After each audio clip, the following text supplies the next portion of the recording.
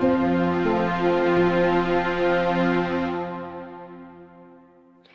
I have the pleasure of speaking with Sheldon Bennett from DMG Blockchain. Sheldon, congratulations on your new megawatt AI data center letter of intent, because the market seems to be very receptive to this news. Thank you very much, and great to be back.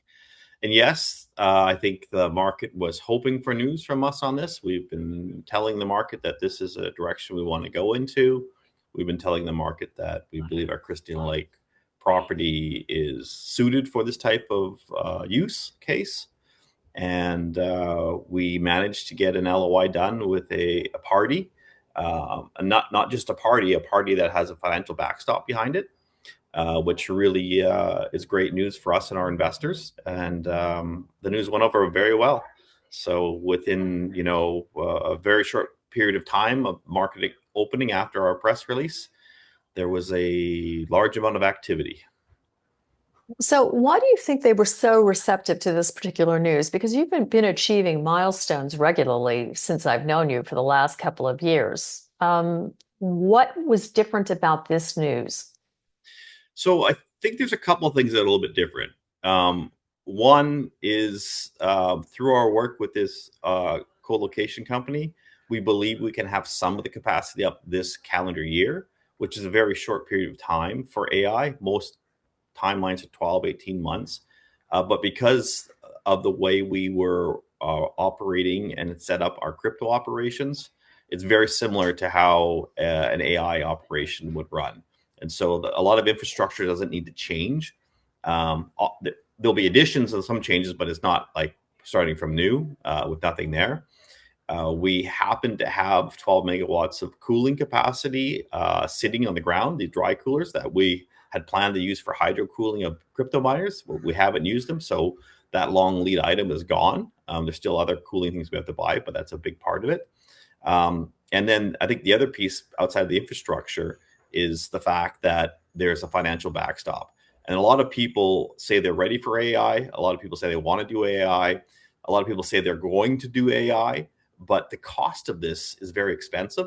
And without a financial backstop, just to go and raise money yourself and hope somebody comes along would be very dilutive or very restrictive from a point of view of debt. If you can't have a secured offtake to get that debt will be very expensive. So we looked at this a little bit differently. Instead of trying to build a whole bunch of stuff, spend a lot of our money, spend a lot of our capital, take on debt that's very expensive, and not know if somebody was going to turn around and say, yes, this is a great site for us to co-locate. We spend our time doing the due diligence and finding the answers to the questions that somebody would want to know to make a decision of whether or not this property would work for their co-location needs. Put all that together, went out through our network, started talking to different organizations until we found this company that looked at it all and said, wow, okay, this meets what we're looking for. And because of the company we have, they do have this financial backstop, which will allow us to source funds for the project at low cost and quite quickly. Well, speaking of quite quickly, the speed to delivery first phase to be executed by as early as December of this year, is that correct? That's correct. That's our goal. We are working on a definitive agreement. So in our LOI, we talk about with the company a first phase being delivered. The discussion of how much that first phase of the 50 megawatts is going on right now. And it's basically the off-taker understands our electrical capacity, what's set up already there, what we have for cooling capacity. Obviously, our internet capacity is part of this. And so they're working with us and putting in realistic guidelines for what we can deliver this year. And obviously the guidelines for next year, what needs to be delivered and when. I am hearing a lot of people in the news discuss AI computer systems. Everybody wants to get in it. Everybody says it's a good idea, but it's quite the process. Is that correct? It's really hard. People think that because they have power and internet, they have an AI deal. I wish it was like that. It reminds me a lot of, crypto was the same way. Cannabis was the same way. Everybody that had some power and some land thought they were a cannabis company or a crypto company. AI, you have to realize there's a couple of things that happen. One, infrastructure is a part of it. You need to have the fiber, not just one, two, or three. Fiber is not just a connection like you have at home or at your business. The fiber we're talking about, the bandwidth and its ability.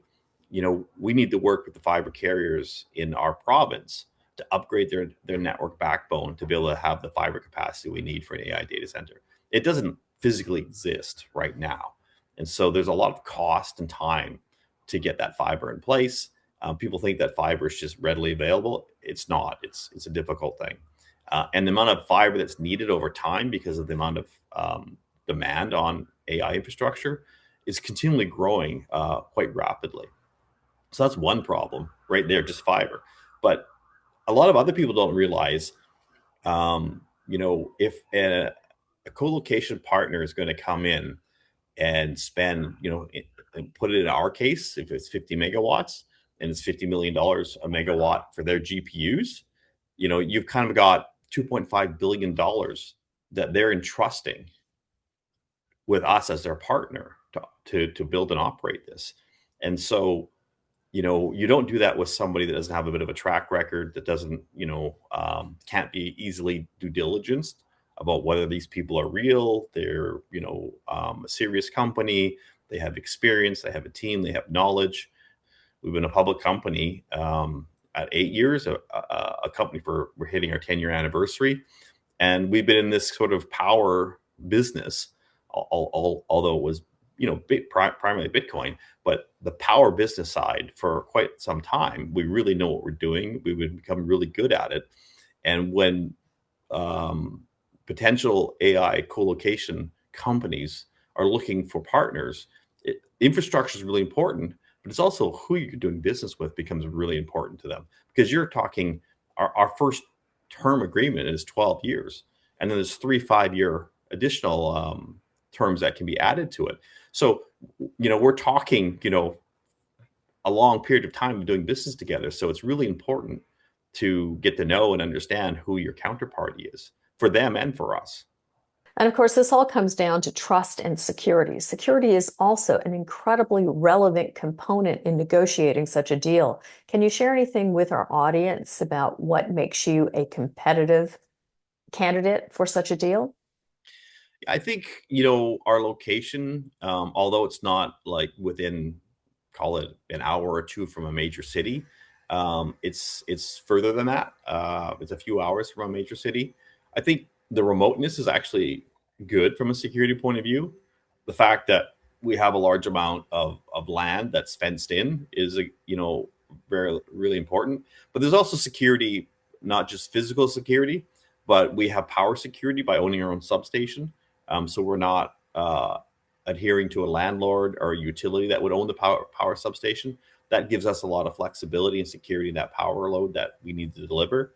And then there's also security in the redundancy of the power.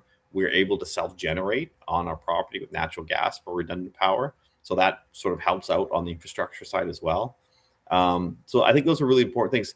Security is also an information, the way that we have set up and manage our network, the fact that we're SOC 2 compliant.